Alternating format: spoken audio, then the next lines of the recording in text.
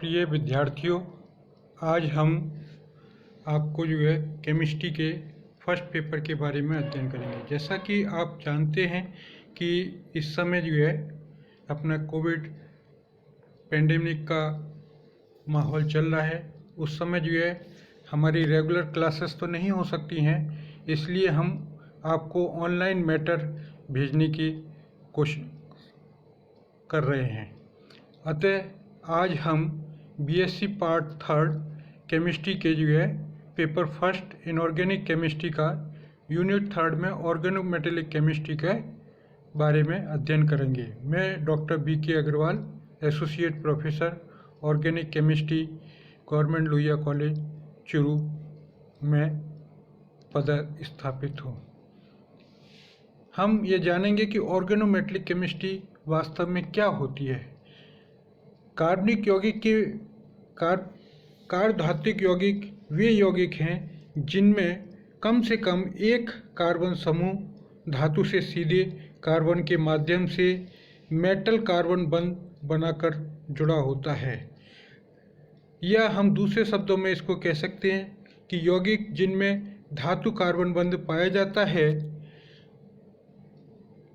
यानी मेटल के साथ कार्बन सीधा जुड़ा हुआ होता है, कार्बधात्विक यौगिक कहलाते हैं। तथा रसायन की वह शाखा जिसमें उन यौगिकों के अध्ययन करने की विधि, संरचना, बंधन, अभिक्रियाओं का अध्ययन किया जाता है, कार्बधात्विक रसायन कहलाती है। यहाँ हमारा कार्बन से तात्पर्य किसी कार्बनिक समूह से है। अतः धातुओं के कार्बाइड जैसे कैल्शियम कार्बाइड, एल्युमिनियम कार्बाइड या पोटेशियम साइनाइड, कैल्शियम साइनाइड आदि कार्बधात्विक यौगिकों की श्रेणी में नहीं आते हैं, क्योंकि इनमें मेटल वो कोवेलेंट बॉन्ड से न जुड़कर आयनिक बंध से जुड़ी हुई होती है, इसलिए ये इस श्रेणी में नहीं आते हैं। लेकिन धातुओं के कार्बोनिल जैसे nickel carbonyl, iron carbonyl, chromium carbonyl आदि कार्बधात्विक यौगिकों की श्रेणी में आते हैं।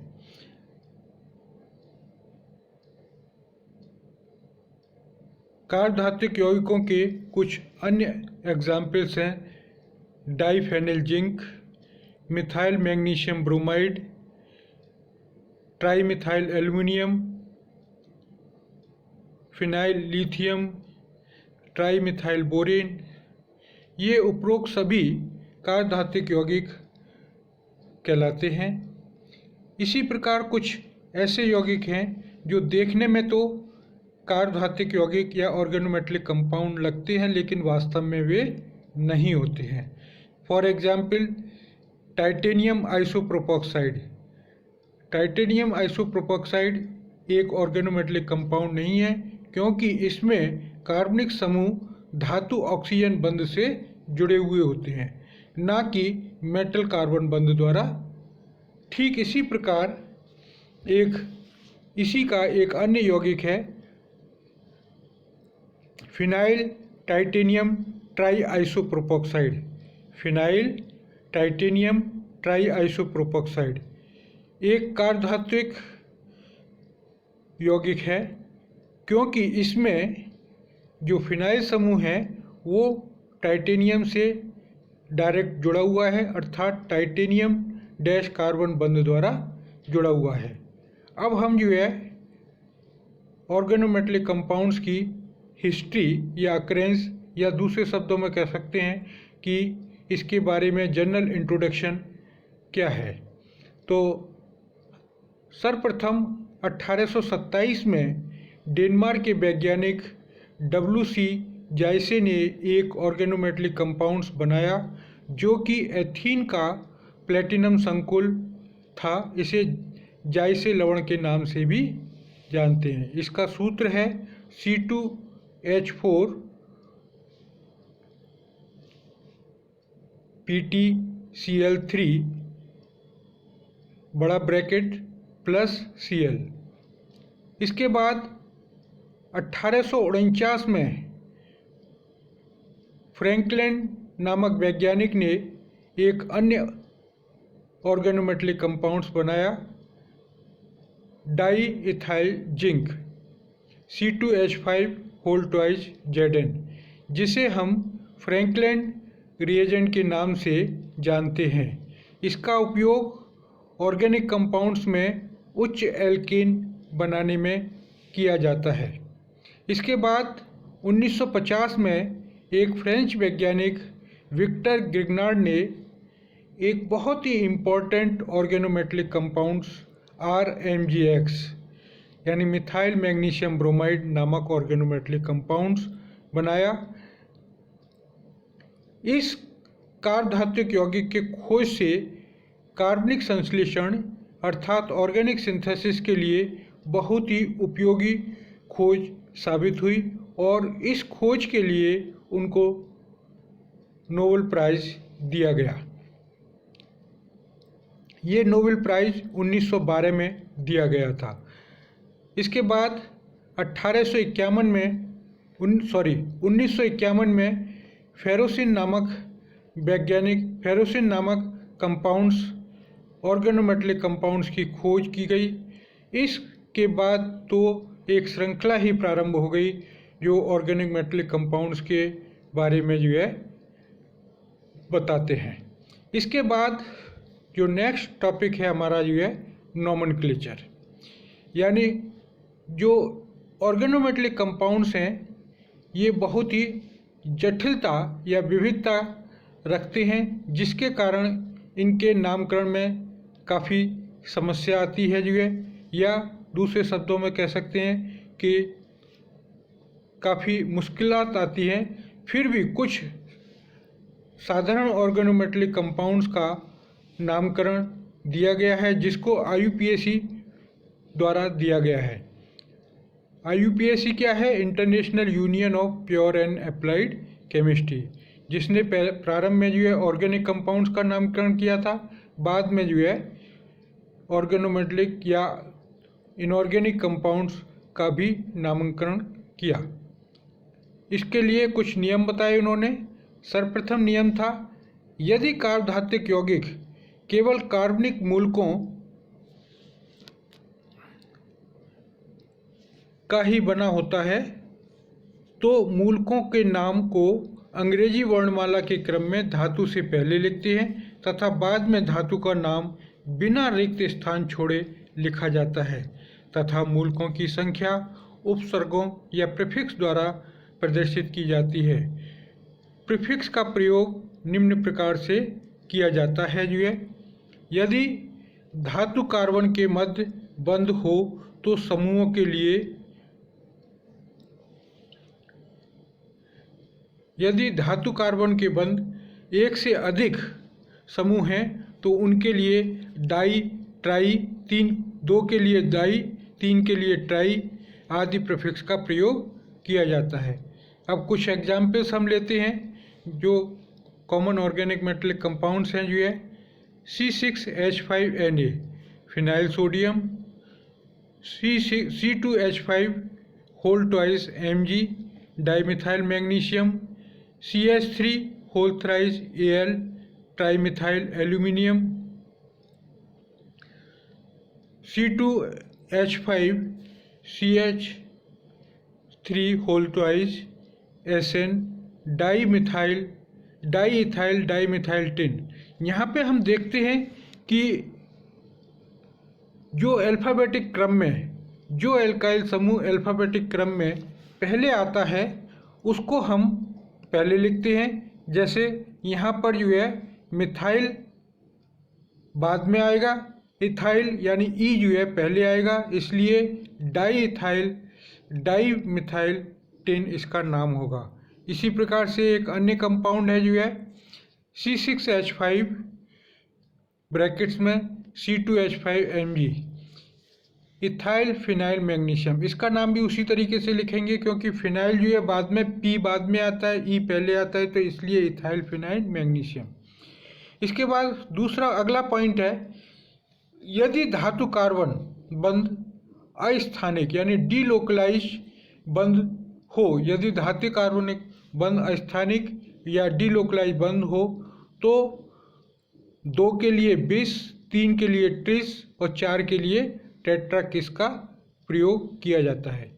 यहाँ पे हमने एक शब्द यूज किया है अस्थानिक या डीलोकलाइज। डीलोकलाइज क्या होता है? जैसे कि हम जानते हैं बेंजीन वलय होती है, उसमें 3 डबल बॉन्ड्स होते हैं, लेकिन तीनों डबल बॉन्ड्स कभी भी एक ही स्थिति पे नहीं होते हैं, आपस में वो स्थिति को परिवर्तित करते रहते हैं, जिसमें फाइनली जो रेजोनेटिंग स्ट्रक्चर्स होता है हम उसमें बेंजीन वलय बनाकर और अंदर बॉन्ड की स्थिति जो है डॉट द्वारा, गोल रिंग द्वारा, डॉटेड द्वारा दिखाते हैं।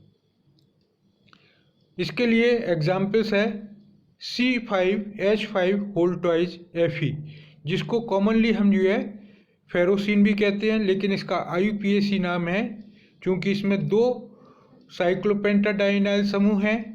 C5H5 को हम क्या कहते हैं? साइक्लोपेंटाडाइनाइल एनाइन कहते हैं, और इसलिए इसका नाम होगा बिस साइक्लोपेंटा डाइइनाइल आयरन सेकेंड। आयरन की ऑक्सीकरण संख्या का भी उल्लेख करते हैं। अगला पॉइंट है हमारा ऐसे यौगिक जिनमें धातु परमाणु के साथ कार्बनिक व अकार्बनिक दोनों प्रकार के समूह हों, मिश्रित कार्बधातुक यौगिक कहते हैं। ऐसे यौगिकों का नामकरण करते समय सबसे पहले हम कार्बनिक समूह का नाम, फिर धातु का नाम और अंत में अकार्बनिक समूह का नाम लिखते हैं। लेकिन ध्यान रहे कि कार्बनिक समूह व धातु को एक शब्द में तथा अकार्बनिक समूह को दूसरे शब्द में लिखते हैं और दोनों के बीच थोड़ी सी जगह छोड़ देते हैं। फॉर एग्जाम्पल C2H5MgBr, इसको हम इस प्रकार से लिखेंगे, इथाइल मैग्नीशियम एक शब्द में और फिर थोड़ा सा स्पेस देंगे, स्पेस देने के बाद फिर ब्रोमाइड लिखेंगे जो है, यानी इथाइल मैग्नीशियम फिर हल्का सा स्पेस ब्रोमाइड। इसी तरीके से कुछ और कंपाउंड्स हैं जो है CH3 होल थ्राइस SnCl, यानी ट्राईमिथाइल टिन, फिर स्पेस फिर क्लोराइड। इसी प्रकार से अन्य दूसरा कंपाउंड है CH3 whole twice PbCl2, dimethyl lead, फिर स्पेस फिर डाईक्लोराइड। इस तरीके से एक दो एग्जाम्पल्स और भी ले रखे हैं, लेकिन हम उसका डिस्कशन नहीं करेंगे, वो हम आपको टेक्स्ट मटेरियल में सप्लाई कर रहे हैं जो है।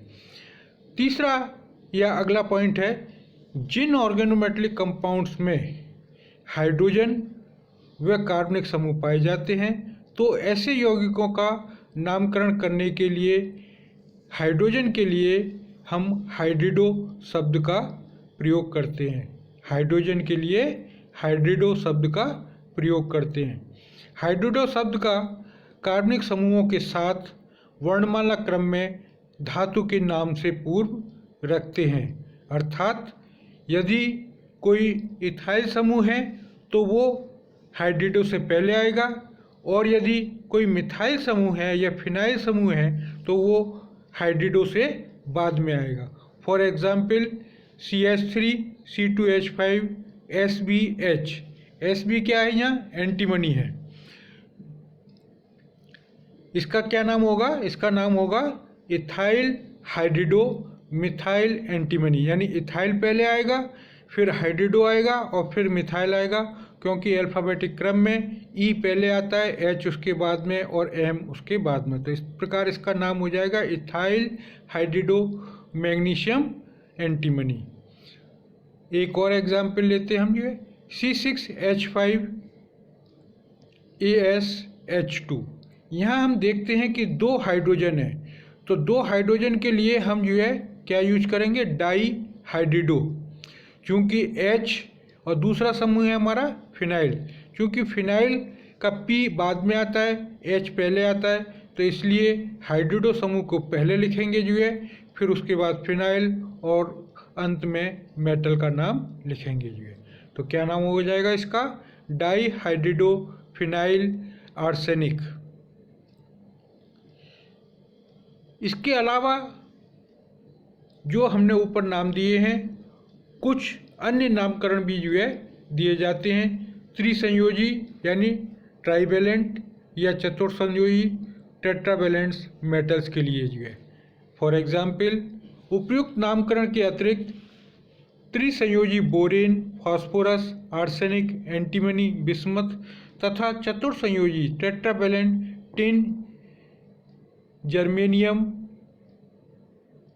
सिलिकॉन, लेड के नाम वैकल्पिक विधि से borane, phosphine, arsine, stibine, bismuthine, silane, germane, stannane, plumbane के व्युत्पन्न मानकर भी लिखे जाते हैं। यहाँ पर हम देख रहे हैं जो है कि हमने जो है टिन के लिए स्टेनिन वर्ड और लेड के लिए प्लम्बेन वर्ड यूज किया है, क्योंकि यहाँ पर जो है हम टिनेन नहीं लिखेंगे। इसके लिए जो है लैटिन शब्द में जो नाम इसका लिखा जाता है वही नाम लेते हैं। स्टेनिन नाम है इसका लैटिन में जो है, इसलिए स्टेनिन होगा, और लेड का नाम है प्लम्बर, तो उसके लिए प्लम्बेन जो है लिखते हैं जो है। For example CH3 whole thrive भी यानी ट्राईमिथाइल बोरेन, तो इसका नाम हो जाएगा ट्राईमिथाइल बोरेन, क्योंकि हम जानते हैं जो कॉमन एग्जाम्पल से BH3 उसको हम क्या कहते हैं, बोरेन। SiH4 जिसको हम कहते हैं साइलेन। तो इस प्रकार से उनके व्युत्पन्न मानते हुए इनका नामकरण किया जाता है जो है। दूसरा एग्जाम्पल है CH3 होल 4 Si टेट्रामिथाइल साइलेन। इसी प्रकार एक और है कंपाउंड CH3, यानी हम दो मिथाइल को क्लोरीन से रिप्लेस कर दें तो हमें कंपाउंड मिलेगा CH3 होल ट्वाइस SiCl2। इसके लिए हम क्या नाम लिखेंगे जो है, इसका नाम कुछ विद्यार्थी लिखते हैं डाईमिथाइल डाईक्लोरोसाइलेन, यानी मिथाइल पहले आ रहा है और क्लोरीन बाद में आ रहा है, तो इस तरीके से वो नाम गलत होगा, वो नाम सही नहीं होगा, क्योंकि क्लोरीन समूह, क्लोरीन का C जो है वो पहले आता है और मिथाइल का M बाद में आता है, तो इसको भी अंग्रेजी वर्णमाला के क्रम में लिखेंगे, अर्थात क्लोरीन को पहले, जिसको हम क्लोरो समूह कहते हैं,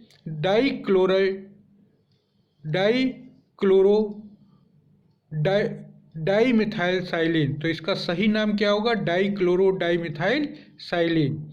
इसी प्रकार से एक और एग्जाम्पल है CH3 होल थ्राइस SiH। इसमें हम देखते हैं कि केवल 3 एल्काइल ग्रुप है, एक मेटल है और एक हाइड्रोजन है।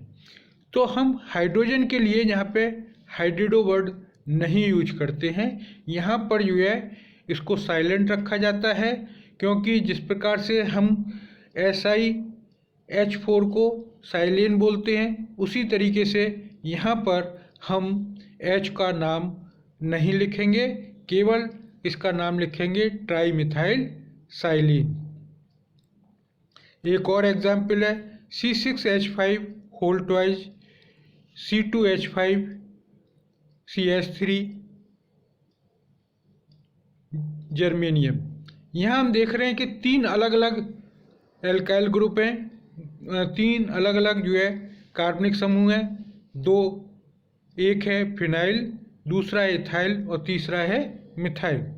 तो यहाँ पर अल्फ़ाबेटिक क्रम में जो कार्बनिक समूह पहले आएगा उसका नाम हम पहले लिखेंगे और जो बाद में आएगा उसका बाद में, और अंत में जो है मेटल का या धातु का नाम लिख देंगे। तो इसका नाम क्या होगा, इथाइल मिथाइल डाईफिनाइल जर्मेन। इसी प्रकार अगला नियम है, यदि कार्बनिक भाग में प्रतिस्थापित समूह हो तो सामान्य नियम के अनुसार नाम लिखते समय उनकी स्थिति को भी दर्शाया जाता है, और साथ ही यदि एल्किल या एरिल समूह में के नाम में कोई डाई या ट्राई आदि पूर्वलग्न का प्रयोग हो रहा हो तो कार्बनिक समूहों की संख्या बताने के लिए प्रीफिक्स बिस या ट्रिस आदि का प्रयोग किया जाता है। फॉर एग्जाम्पल ये हमने डायग्राम इसमें लिख रखा है जो है, एक फिनाइल रिंग है जिसमें दूसरी, चौथी और छठी पोजीशन पर ब्रोमीन से सब्स्टिट्यूटेड है, फिर जिंक मेटल से जुड़ी हुई है। दूसरी साइड में जो है एक और फिनाइल रिंग है, बेंजीन रिंग है। बेंजीन रिंग्स में जो है दूसरी, चौथी और छठी पोजीशन पर जो है ब्रोमीन से प्रतिस्थापित है, तो इसलिए इसका नाम क्या होगा, बिस। यहाँ पे हम इसके लिए यूज करेंगे बिस, क्योंकि ऑलरेडी जो है जो बेंजीन रिंग है 3 ब्रोमीन है तो उनके लिए 2,4,6 ट्राइवर्ड यूज होगा, और चूंकि 2 ऐसे समूह हैं तो उसके लिए बिस का प्रयोग करते हैं। तो ये नाम हो जाएगा इसका बिस। इसको हम इस तरीके से लिखते हैं, बड़ा कोष्टक, फिर बिस, फिर डैश और फिर छोटा कोष्टक, फिर 2,4,6 डैश ट्राइब्रोमोफिनाइल जिंक, और 2,4,6 ट्राइफिनाइल को एक कोष्टक में बंद कर देते हैं, फिर उसके बाद जिंक और फिर उसके बाद बड़ा कोष्टक लगाते हैं। इसी तरीके से एक और अन्य नाम भी दे रखा है जिसको कि हमने इसमें दर्शाया है। अब अगला नियम है, यदि कार्बधातुक ऋण आयन है तो उसका नाम हम किस प्रकार से लिखेंगे। ऑर्गेनोमेट जो कोऑर्डिनेशन कंपाउंड्स होते हैं, एक में उसमें उसको 2 भागों में बांटते हैं, एक तो कॉम्प्लेक्स आयन होता है और एक जो है उसके संग कोई धनायन या ऋणायन जो है जुड़ा हुआ होता है। ये कॉम्प्लेक्स आयन 2 तरीके के होते हैं, ऋणायन और धनायन। तो यहाँ हम कॉम्प्लेक्स आयन का नाम लिख रहे हैं जो है, या समझ रहे हैं दूसरे शब्दों में जो है। तो कार्बधातुक ऋणायन का नाम आयन में उपस्थित धातु के लैटिन नाम के अंत में जो है 8 लगा देते हैं जो है। अगर ध्यान रहे, अगर ऋणायन है तभी हम 8 का प्रयोग करेंगे, अगर धनायन है तो नहीं करेंगे जो है। तो यदि कोई ऋणायन है कार्बधातुक तो उसके धातु के लैटिन नाम के अंत में, किसके लैटिन नाम के अंत में ATE 8 शब्द जोड़कर धातु की ऑक्सीकरण संख्या को प्रदर्शित करते हुए लिखते हैं। For example Zn C2H5 whole thrice बड़ा कोष्टक डैश माइनस, और फिर उसके इसका नाम क्या होगा, ट्राई मिथाइल, यानी 3 मिथाइल समूह है तो उसके लिए क्या यूज करेंगे, ट्राई मिथाइल, और जिंक के आगे जो है 8 लगा देंगे, यानी क्या हो जाएगा, ट्राई मिथाइल जिंकेट आयन। क्या नाम हो जाएगा इसका, ट्राई मिथाइल जिंकेट, और ब्रैकेट में उसकी ऑक्सीकरण संख्या को प्रदर्शित करते हुए, इसमें जिंक की ऑक्सीकरण संख्या सेकंड है तो इसलिए उसको सेकंड से प्रदर्शित करेंगे। तो इस प्रकार से ये जो है इसका नाम लिखेंगे। अगला पॉइंट है कि यदि कार्बधातुक धनायन है तो उसका नाम किस प्रकार से लिखेंगे। तो जो हमने ऊपर नियम बताए हैं 1 से 4 तक, उनके अनुसार लिखकर धातु की उसमें ऑक्सीकरण संख्या को प्रदर्शित करते हुए नाम लिखते हैं। इसमें कोई विशेष शब्द का ऐड नहीं करते हैं जो है। For example C6H11 whole thrice SN। C6H11 क्या है, साइक्लोहेक्साइल, ये क्या है, साइक्लोहेक्साइल समूह है जो है। इसमें क्योंकि 3 है तो 3 के लिए क्या लिखेंगे हम जो है, ट्राईसाइक्लोहेक्साइल टिन, और टिन की ऑक्सीकरण संख्या 4 है तो ये रोमन में लिखते हुए जो है उसके आगे लिख देंगे आयन। तो क्या नाम होगा पूरा, ट्राईसाइक्लोहेक्साइल टिन, ब्रैकेट में जो है टिन की ऑक्सीकरण संख्या रोमन में आयन। तो इस प्रकार से जो है आज का जो हमारा टॉपिक है ऑर्गेनोमेटेलिक कंपाउंड्स का नामकरण हम किस प्रकार करते हैं, इसका थोड़ा सा पार्ट और रह गया है, वो हम आपको